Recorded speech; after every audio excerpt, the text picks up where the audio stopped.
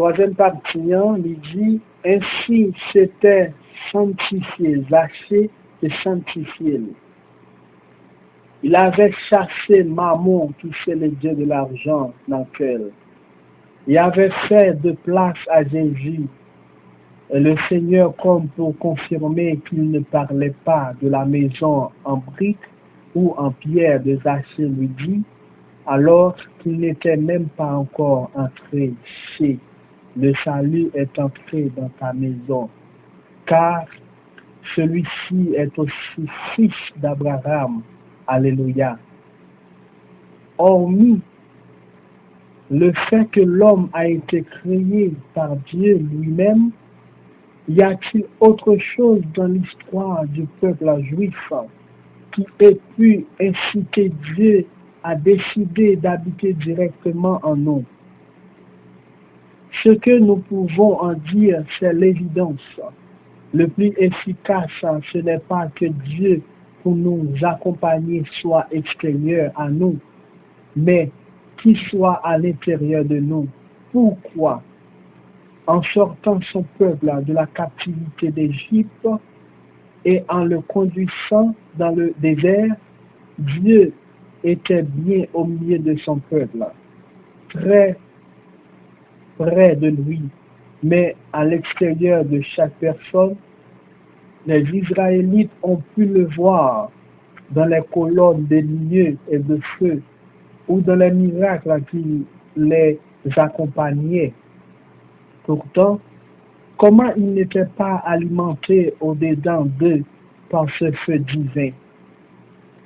Ils avaient toujours le cœur façonné avec de la pierre d'Égypte. Et pourtant, un grand nombre d'entre eux, l'Éternel était seulement le Dieu de Moïse. Or, en parlant ainsi, ils confessaient par là une vérité qui les dépassait. Moïse avait l'Éternel dans son cœur, mais pas eux. Malgré les merveilles auxquelles ils assistaient, Dieu leur était étranger.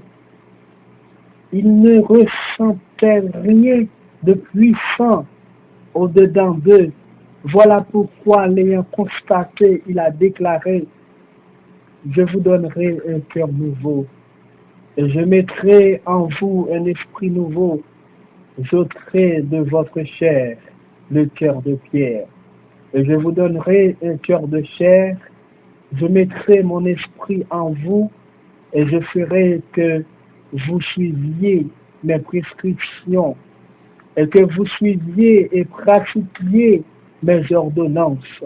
Ézéchiel 36, versets 26 à 27.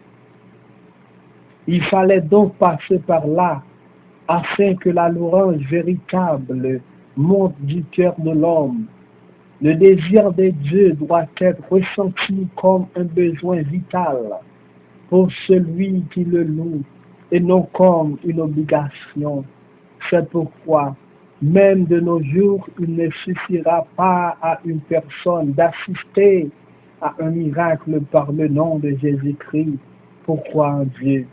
Au préalable, il faudra que son cœur soit touché par le feu qui est la parole de Dieu, selon qu'il est écrit, ma parole est comme le feu, comme le marteau qui brise le roc.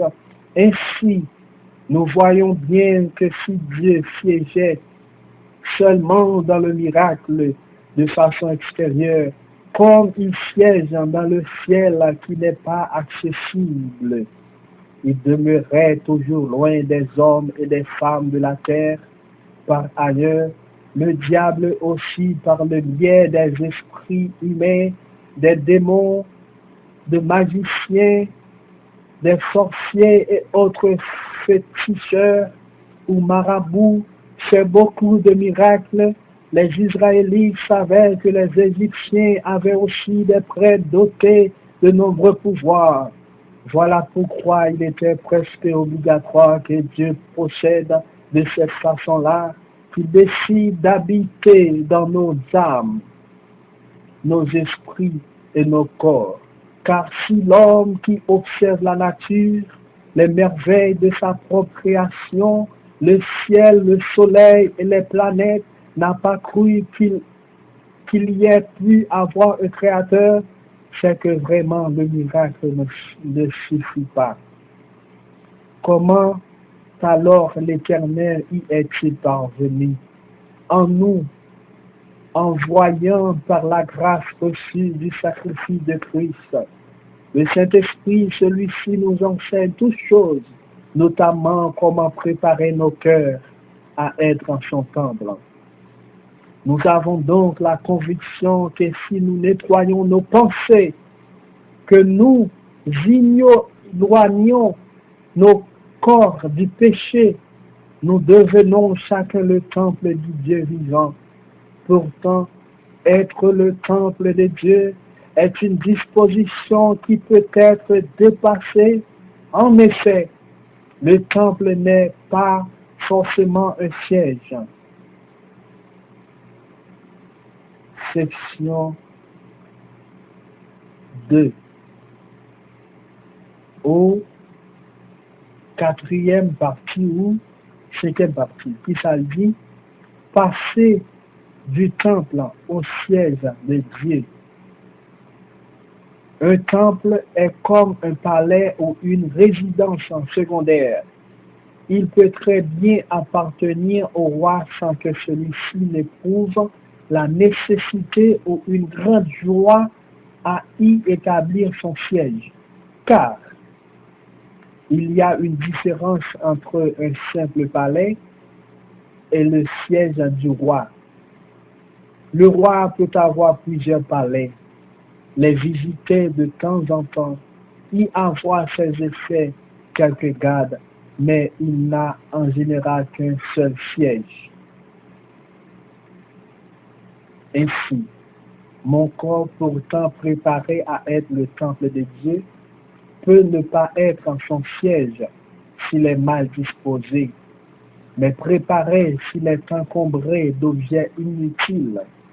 Le roi pourrait ne pas éprouver la joie d'y siéger.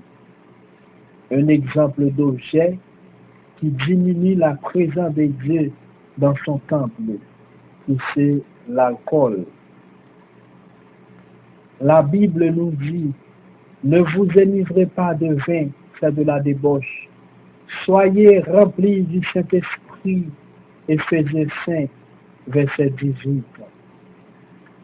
Cela veut clairement dire que le Saint-Esprit n'est pas à son aise dans un corps où il y a du vin, et plus vous en buvez, plus vous empêchez Dieu de faire de votre corps son siège, car il n'y a aucune chance que Dieu siège là où le Saint-Esprit est attristé.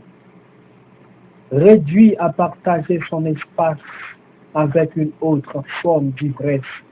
Si donc j'ai bu un verre de vin quelque temps avant de chanter les louanges à Dieu, elles seront moins efficaces que si j'étais sobre. Et si j'en ai bu beaucoup, le Saint-Esprit sera attristé.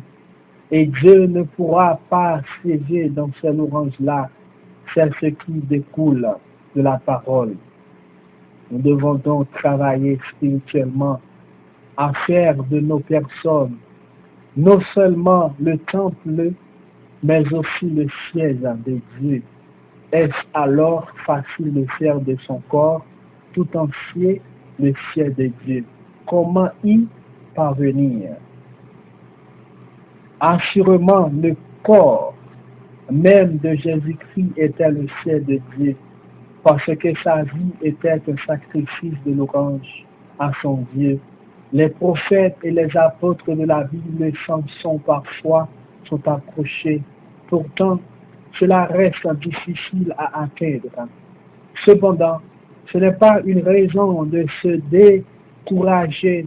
Il faut tout au long de sa vie chrétienne avoir cet objectif en point de mire afin de maintenir chacun sa flamme.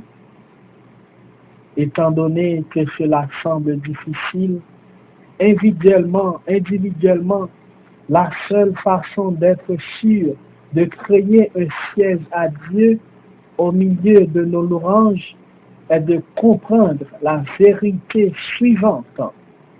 Quand Dieu lui était apparu au mont Sinaï, sous quelque forme, Moïse l'avait-il vu? Exode 19, verset 18. Le mont Sinaï était tout en fumée parce que l'Éternel y était descendu au milieu du feu. Cette fumée s'élevait comme la fumée d'une fournaise et toute la montagne tremblait avec puissance. De même, quand l'Éternel accompagnait les Israélites dans le désert, il était le jour de la colonne de nuée et la nuit de la colonne de feu. Ainsi, il n'y a point de doute que Dieu est une puissance de feu.